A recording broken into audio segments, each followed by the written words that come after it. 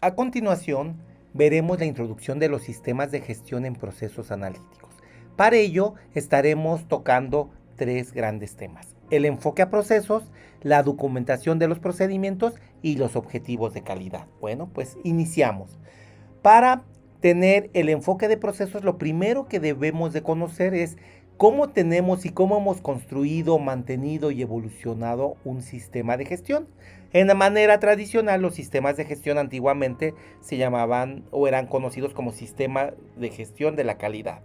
Con la llegada de nuevos estándares, con los sistemas multiestándar, multinorma, van acotándose a simplemente sistemas de gestión, porque también gestionan, aparte de la calidad, gestionan la competencia técnica y gestionan la información, gestionan la seguridad e informática. Entonces estás gestionando varios rubros. Desde esta perspectiva, un sistema de gestión pues va a obedecer el ciclo de Deming. Sabemos que el ciclo de Deming consiste en planear, hacer, verificar y actuar. Estos cuatro fases o cuatro pasos que normalmente se hacen en los sistemas de gestión. ¿Cómo planeamos? Normalmente un sistema de gestión planea, si está enfocado a la calidad, pues con la política de calidad, hace su enfoque de procesos, que es lo que estaremos viendo en esta sesión, siembra indicadores o genera indicadores y hace la gestión de riesgo. Con estos documentos como parte inicial de la planeación, pues empieza a desarrollar todo el sistema o a construir o a desarrollar políticas, hace procedimientos, pueden ser analíticos, procedimientos para gestionar el sistema, puede hacer instructivos, diagramas y otra clase de información documentada.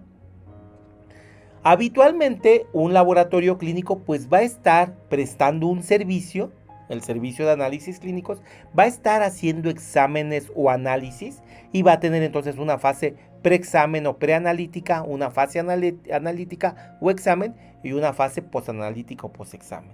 Y va a generar un producto que es el informe de resultados, que es el que va a entregar a sus usuarios, ya sea paciente, médico o alguna entidad, y con esto se va a evaluar o a ver si tiene relevancia clínica o una utilidad clínica para el paciente.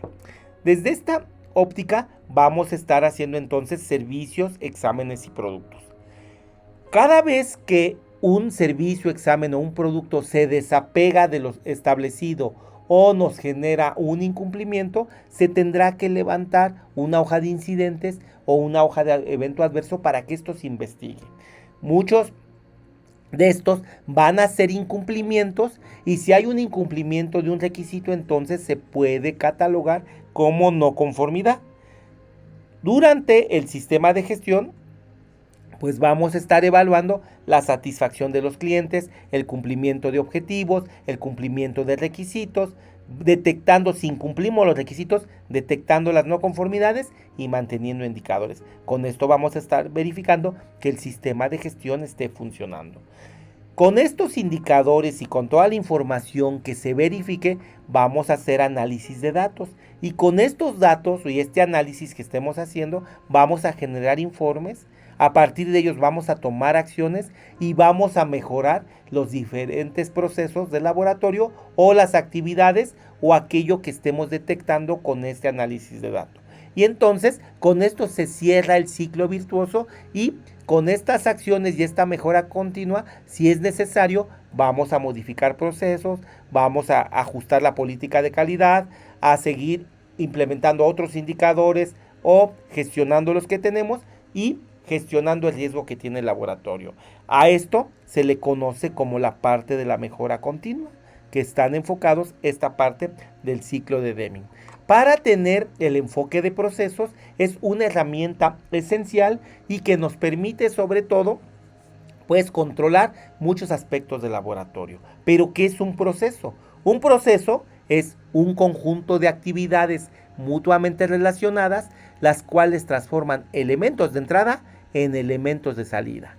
Vamos a ejemplificarlo. Uno de los más típicos que tiene el laboratorio es el proceso de toma de muestras. Si nosotros tenemos el proceso de toma de muestras, ¿qué tiene que tener un proceso? Lo primero que debe de tener un proceso es un propósito. ¿Cuál sería el propósito ideal de la toma de muestras? Pues es obtener una muestra con calidad analítica, seguridad al paciente y utilidad clínica. Pudiéramos resumirlo en este propósito. Una vez que sabemos que el proceso de toma de muestras tiene este propósito, entonces nos damos cuenta que lo primero para que inicie el proceso tiene elementos de entrada. ¿Qué son los elementos de entrada? Es todo lo necesario para realizar las actividades o prestar el servicio. Entonces, si nosotros vamos a hacer una toma de muestras, pues debemos de tener un usuario, un paciente al que le vamos a tomar la muestra. Vamos a tener que tener una orden de laboratorio, la cual establezca qué estudios o análisis le vamos a hacer. Esta orden de laboratorio puede venir por otro usuario que es el médico, puede venir de una entidad o institución como puede ser un hospital, o puede ser también un paciente que llegue de manera por ambulatoria o por su propio pie y se haga una revisión de laboratorio, como en algunos países se permite y se hace. Entonces ya tenemos al usuario, ya tenemos la orden de laboratorio como elementos de entrada. ¿Qué más necesito para tomar la muestra? Pues insumos para tomar la muestra, diferentes materiales para que se pueda tomar la muestra. ¿Qué también voy a necesitar? Pues un tomador de muestra o flebotomista que tenga las habilidades y la competencia técnica para tomar estas muestras. Y por último, voy a necesitar instalaciones o una área donde yo tome la muestra, donde tenga una silla cómoda o con su descansabrazos o con lo que se haya establecido para hacer una buena toma de muestras. Entonces todos ellos son elementos de entrada y todos estos pueden tener un proveedor que nos va a suministrar desde los materiales o insumos, las órdenes de laboratorio, o nos va a dar mantenimiento a las instalaciones para que el área de toma de muestras sea apropiada. Una vez que tengo estos elementos de entrada, entonces ya puedo hacer el proceso, que son estas actividades para tomar la muestra.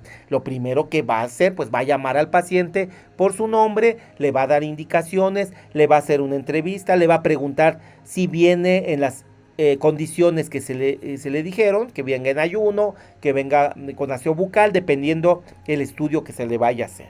Entonces, se hacen estas actividades iniciales a la persona, se prepara todo para que le podamos entonces sí hacer el procedimiento de toma de muestra, donde le enseñamos, por ejemplo, que los materiales, insumos son nuevos, verificamos su nombre, verificamos los estudios que se le enviaron, le hacemos una breve entrevista si es posible para saber qué consumió, si viene de hacer ejercicio, algunos datos que pudieran afectar y que vale la pena que nosotros consignemos para que la muestra cumpla el propósito que es la calidad analítica.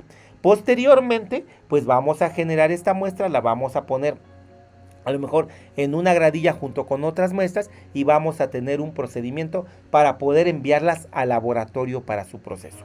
Entonces con eso yo ya generé todo el proceso de toma de muestras y en este momento se generan los elementos de salida, que son los estudios, ensayos, productos, trabajos, servicios obtenidos. ¿Qué voy a obtener de este proceso de toma de muestra? Lo primero que yo voy a obtener es una muestra. Del paciente tengo mi muestra. Entonces es mi primer elemento de salida. ¿Qué más voy a obtener de este proceso? Voy a obtener información adicional. Posiblemente obtenga que el paciente hizo ejercicio antes de venir y eso pudiera comprometer algunos analitos, o que el ayuno no fue de las horas que se estableció, o que fue de más tiempo del establecido, o que tuvo una carga calórica mayor. O sea, puede haber información que nos dé eso adicional que vaya a impactar en la calidad analítica. También que vamos a tener esa información, tenemos que ponerla en un medio para que llegue al laboratorio. ¿Qué más vamos a tener? Pues la percepción del paciente. El paciente va a salir de la toma de muestras y va a tener una idea si le pareció adecuado el servicio, si fuimos empáticos, si le dolió o no le dolió, y en caso de que sí, si le dimos indicaciones para que no se le haga un hematoma o no se le haga algún o algo que deba de cuidar, entonces va a salir un paciente con una percepción, el cual podemos evaluar. Y vamos a generar diferentes materiales que son los residuos peligrosos biológicos infecciosos, que tendremos que darle el tratamiento como se establece en la reglamentación. Entonces, vean el proceso como con los elementos de entrada y de salida se constituye, y este solamente es toma de muestra. ¿Qué también va a tener?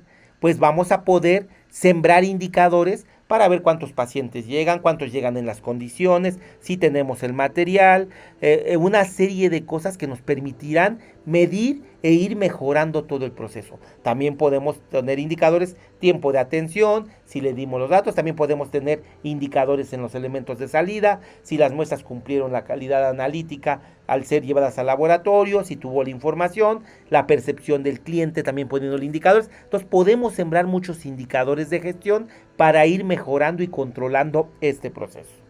Para ello, pues necesitamos designar un responsable en el proceso para que él pueda llevar esto y él nos pueda platicar y hacer eficiente el proceso. Entonces, todo proceso tiene elementos de entrada, las actividades, elementos de salida, se le siembran indicadores, tiene un propósito y se le designa un responsable. También los procesos a veces o normalmente tienen procedimientos asociados. Tengo un procedimiento para dar indicaciones, tengo un procedimiento o un manual para toma de muestras, tengo un procedimiento para preparar las muestras y enviarlas al laboratorio, para hacer el embalaje de las muestras. Entonces puedo tener uno o varios procedimientos. No confundan, muchos laboratorios y personal de laboratorio confunde proceso con procedimiento. Un procedimiento pues sí puede ser muy completo y tener muchos de los elementos del proceso, pero creo que el proceso con esta imagen queda más claro. Vamos a ver en el enfoque basado en procesos. Entonces, si yo viera eso, yo les acabo de describir solamente un proceso, que es la toma de muestras. Pero ese proceso depende de otro proceso, que es la recepción del paciente. Cuando llegue al laboratorio, le tomen todos sus datos demográficos, constaten varias cosas, entonces este es otro proceso. Y antes de este proceso hay otro que es la preparación del paciente. Esto es en aspecto preanalítico. Sabemos que en el preanalítico diferentes artículos y en diferentes congresos donde asistimos nos hablan que hay del 50 al 60% de los errores se presentan en estos procesos preanalíticos. Pero el día de hoy a mí me invitaron a platicar no del proceso preanalítico. Ojalá tengamos oportunidad en otra ocasión. Hoy me invitaron a platicar sobre los procesos analíticos. A partir posiblemente de que se recibe la muestra. Muchos laboratorios lo consideran desde aquí y otros lo consideran a partir de que se hace la separación y alícuotas. Eso queda a decisión de cada laboratorio. Entonces, en los procesos analíticos, normalmente un laboratorio va a tener separación y alícuotas de la recepción de la muestra, prepara sus equipos, los calibra, les hace control de calidad, ven que pasen los criterios y entonces analiza las muestras. Una vez que analiza las muestras, tiene criterios de aseguramiento de calidad para demostrar que esos análisis de muestras son válidos. Este es otro proceso. Y termina con un proceso donde va a liberar los resultados para ya dejarlo como un resultado confiable que entregue a una de las partes interesadas, como puede ser el paciente, puede ser el médico o la entidad o institución que le mandó ese análisis. Aquí se quedan los analíticos. Posteriormente tenemos los postanalíticos, que es ya entregar el resultado, que el médico revise, que él vea que haya relevancia y correlación clínica y sobre todo que ese resultado tenga utilidad para el paciente. Aquí también los diferentes artículos y diferentes congresos que asistimos nos dicen que se da del 30 al 40% de los errores. Entonces lo más fuerte de los errores, si se fijan, el 80% pudiera estar en el pre y en el post. Y solamente en el analítico, que es el que vamos a platicar, tenemos del 5 al 15, que es también una buena cantidad, pero creo que de los tres como fases es donde tenemos menos errores, pero se siguen presentando. Vamos a ver. Para los procesos analíticos, entonces, para detectar estas fallas en el proceso, debemos de aprender a identificar las no conformidades. ¿Qué es una no conformidad? Pues es un incumplimiento de un requisito. Entonces la siguiente pregunta es, ¿qué es un requisito? Acorde a la ISO 9000 2015, que es fundamento y vocabulario, en este se dice que el requisito es una necesidad o expectativa establecida, generalmente implícita o obligatoria. Por lo cual en procesos analíticos las no conformidades pueden aparecer en diferentes partes y hay diferentes necesidades o expectativas. Si yo busco las no conformidades en todas mis fases, tengo en el preanalítico que hay información no conforme, indicaciones que no di adecuadamente, entonces son indicaciones no conforme, preparación. Pero en la parte analítica puedo tener una alícuota no conforme, separé una cantidad que no permitió que en el área yo procesara, entonces puede ser una alícuota no conforme, puede ser una calibración no conforme, puede ser un control que metí no conforme o que incumple un requisito, o el ensayo y análisis no conforme, también puede ser, o finalmente el informe no conforme. Entonces, aquí hay varios incumplimientos a nivel analítico que tenemos que estar midiendo y detectando las no conformidades para que el sistema esté demostrando que está funcionando y que nos está ayudando a mejorar. El tipo de no conformidades que se dan en el laboratorio pueden ser detectados a nivel interno, que es lo ideal, que ustedes tengan puntos de control para detectar sus incumplimientos sin que estos se vuelvan externos, o sea, sin que estos salgan al paciente y terminen afectando al paciente y se dé cuenta el paciente y se dé cuenta el médico. Y entonces venga la queja o el reclamo.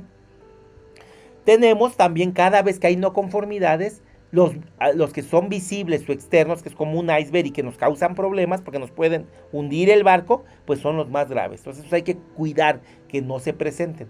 Y tenemos muchos internos que son invisibles y que tenemos que sumergirnos para detectar esas causas. En la detección de no conformidades externas vamos a tener diferentes puntos de control, como les digo. Vamos a tener las quejas, reclamos, sugerencias y tenemos que tener un procedimiento para que canalicemos estos incumplimientos en nuestro enfoque basado en procesos. Vamos a tener también la retroalimentación de nuestros pacientes, de nuestros colaboradores, de los que trabajan desde el laboratorio, que nos pueden estar retroalimentando sobre las desviaciones en los procesos. Vamos a tener juntas de área directivas que también van a estar detectando los incumplimientos. Vamos a tener indicadores que se van a estar prendiendo cuando incumplamos algo. O vamos a tener gestión de riesgo, que también nos dice las áreas donde puede haber un riesgo y donde se están presentando problemas. Esto hace que muchas veces muchos de los incumplimientos que tengamos se vuelvan no conformidades, sean etiquetados como una no conformidad. Y otros nada más se quedan como incidentes, como algo que se va a mejorar, algo que se puede nada más estar ahí prendido como amarillo, pero no nos está generando un incumplimiento o una no conformidad. Todos estos incidentes aparecen en todos estos puntos de control que un laboratorio tiene cuando lo enfoca en procesos, para que en cada proceso se vayan detectando y yo tenga una base de datos que me permita ir haciendo análisis y haciendo mejora con estos resultados. Entonces esta es la manera que uno siembra en un enfoque basado en procesos. En los procesos analíticos, pues vamos a ver que los principales problemas que se pudieran dar son a nivel de recepción de la muestra, asociados a criterios de aceptación y rechazo, de que las muestras no cumplan ciertos criterios de calidad analítica y entonces no se pueda procesar la muestra. O se procese y algunos analitos que constituyen un panel de pruebas, pues incumplan o no tengan esa confiabilidad y hay que colocarlo. Tenemos también, como decíamos, en la separación, alícuotas o un pretratamiento que hagamos de las muestras, donde se nos presentan de este 5 a 15% que decimos de fallas en los procesos analíticos. También se detectan a nivel de calibración o preparación del equipo. Ahí se detectan este porcentaje de fallas. También lo tenemos a nivel de materiales de control de calidad, donde ocupamos estos materiales para estar evaluando y podemos ocupar gráficas de tendencias, podemos ocupar una serie de herramientas estadísticas para poder valorar si estamos asegurando y controlando la calidad. Para ello vamos a estar generando datos de control de calidad, muchas veces se salen de lo que tenemos establecido y tenemos que tomar acciones. Hasta finalmente tener que revisar el resultado, ver que cumpla mis criterios de aseguramiento de calidad y podemos entonces hacer correlación o algo de los diferentes análitos y emitir el resultado. Entonces, esta es la parte analítica. En los procesos analíticos o de análisis, el estándar que actualmente está vigente y que acaba de ingresar y que ya uno de ellos va de salida, la 15189 versión 2012 va de salida, pero la 15189 2022 pues ya se está implementando en muchos de los países, ya estamos en esa fase de transición. En el numeral 7.3 nos habla de los procesos analíticos o de análisis y tiene en especial la documentación, que es otro de los temas que me pidieron abordar en esta sesión. En la documentación vamos a tener que el laboratorio debe documentar sus procedimientos analíticos en la extensión necesaria. Entonces este requisito deja abierto para que el laboratorio defina hasta qué nivel documenta los procesos analíticos, los procedimientos. Esto es bueno porque le da la facilidad al laboratorio de que él decida. En antiguas versiones, por ejemplo, el anterior estándar ISO 15189, en su versión anterior, sí tenía los incisos que debería de incluir el procedimiento. Ahora se dejó más abierto, lo cual puede ser una desventaja también para algunos que sí les gustaba saber qué incisos debe de contener, pero ahorita lo deja abierto. B. Los procedimientos se deben redactar en un idioma comprensible para el personal del laboratorio, o sea, en términos del personal del laboratorio. Se debe redactar y estos deben de estar disponibles. No se vale que hagan procedimientos y estén en la dirección o estén en el área de calidad y no estén en el área donde se ocupan.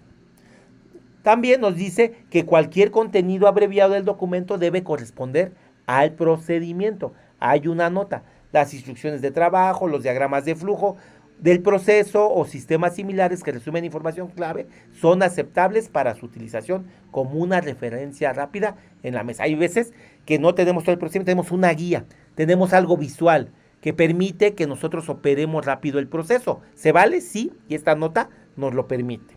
Para ello, una idea es que ustedes hagan sus procedimientos analíticos que sean fáciles, accesibles y sencillos. Si en algún momento están interesados, pues acérquense a su servidor y con gusto podemos abundar más sobre esto que se está volviendo una tendencia, que cada vez los procedimientos sean más accesibles, más sencillos.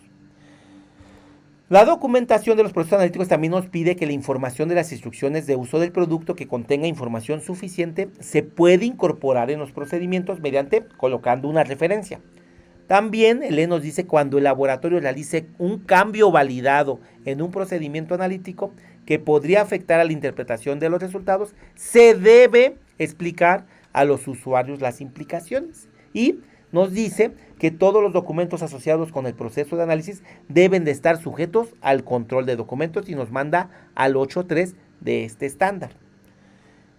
Con respecto a la documentación, hay un numeral que es el 824 que nos dice que toda la documentación, los procesos, los sistemas y los registros relacionados con el cumplimiento de los requisitos de ese documento se deben incluir, referenciar o vincular al sistema de gestión. Entonces, toda su información documentada debe estar vinculada al sistema de gestión.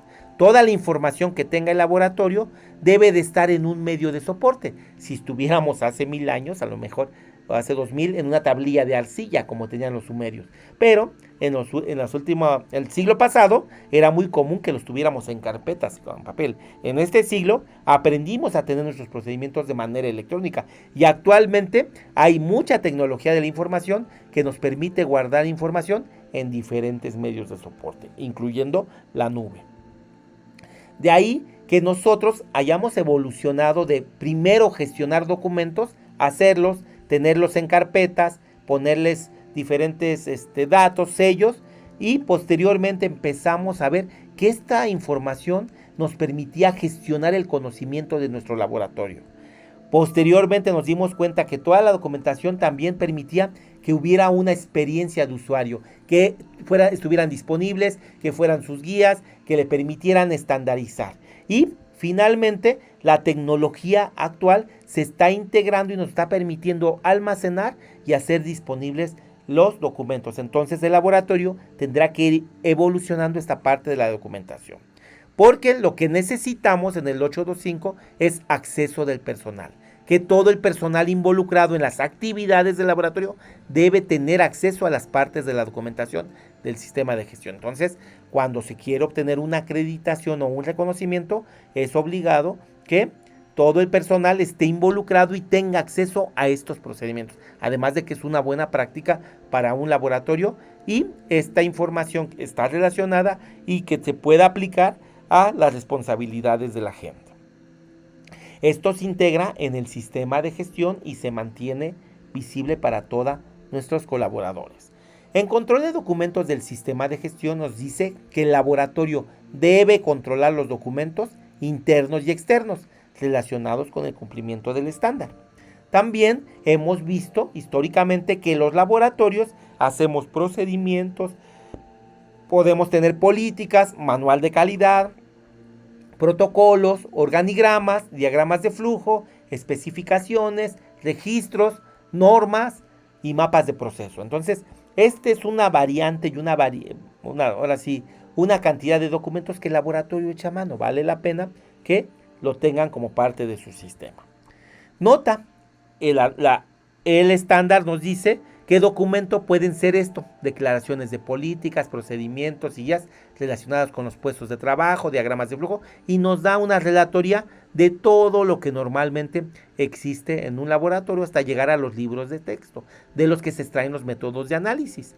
También pueden tener documentos que describan la calificación del personal, las descripciones de puestos de trabajo, entre otros. Y estos pueden tener cualquier forma o medio de soporte. Entonces esto nos faculta a que no solo los procedimientos sean impresos como era en el siglo pasado. Ahora se pueden poner en diferentes medios de soporte y es una buena práctica. ¿Cómo se hace control de documentos? Pues nos dice que el laboratorio debe asegurar que, primero, los documentos se identifican de forma unívoca. Normalmente los laboratorios le ponen un código que lo hace que sea unívoco. La idoneidad de los documentos se aprueba antes de su emisión, entonces le pone una fecha de aprobación. ¿Sí? ¿Cuándo se aprueba? Aquí está la fecha de emisión o de aprobación.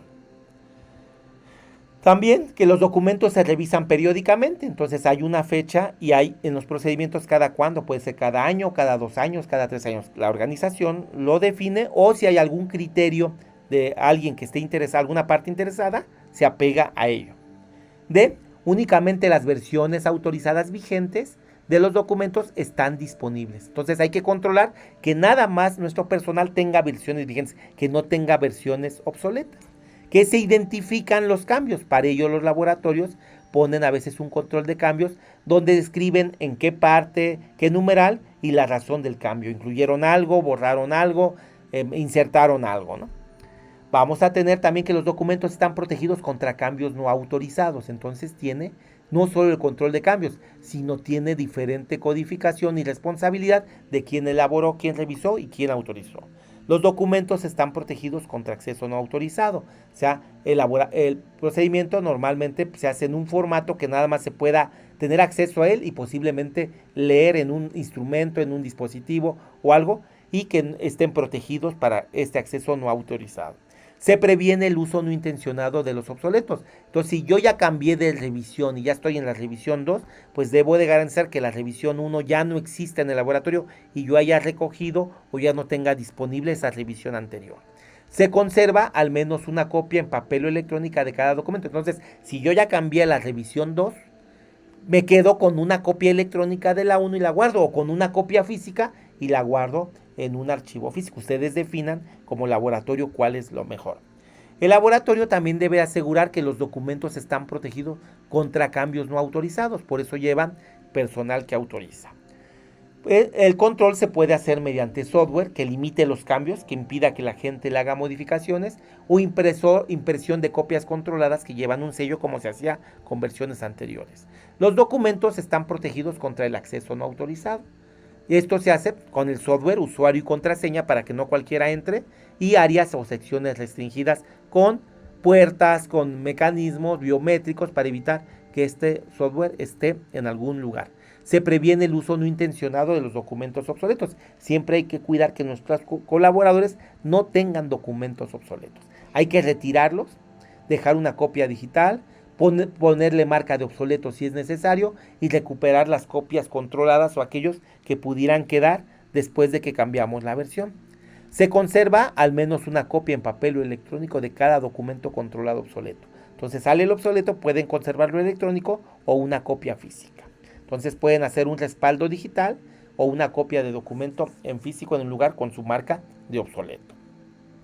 Objetivos y políticas. En objetivos y políticas, la dirección del laboratorio debe establecer y mantener objetivos y políticas. Para ello también te manda al 8.2, donde el 8.2 nos habla de la documentación del sistema de gestión, de sus generalidades, de la competencia y calidad, de la evidencia de compromiso, de la documentación y del acceso al personal.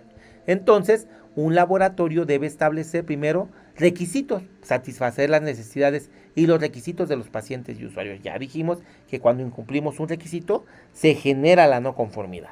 También debe de comprometerse con una buena práctica profesional. Eso lo escribimos dentro de la política de calidad del laboratorio. proporcionar análisis que cumplen su uso previsto a través del desempeño de los análisis y cumplir con este documento. Eso se evalúa a través de las auditorías, ya sea internas o externas. Para ello, vamos a tener política de calidad, puede tener el laboratorio política de competencia, objetivos de calidad y política de comunicación. Son ideas que muchos laboratorios llegan a tener para dar cumplimiento a este numeral 5.5. Muchos laboratorios también tienen sistemas de gestión más sólidos que tienen documentos como el contexto de la organización, que habla de las cuestiones externas e internas del laboratorio, define estrategias, políticas, directrices y lineamientos para el logro de la calidad y satisfacción del cliente. Vamos a tener la definición de política, que nos dice que son las intenciones y dirección de una organización como la expresa formalmente su alta dirección con esta fuente. Y vamos a construir en muchos laboratorios una misión. La misión dice qué hace, cómo lo hace, para qué lo hace y para quién lo hace. Estas son las 4 respuestas que una misión emite o da a estas preguntas. Para llegar a cómo se ve el laboratorio, si cumple esta misión que se ha establecido, cómo se ve si alcanza sus objetivos, cómo se ve a futuro. Para que la misión se vuelva la visión, pues necesitamos colocar objetivos, para que los objetivos se vayan cumpliendo. Muchos de los objetivos pues van a ser de calidad.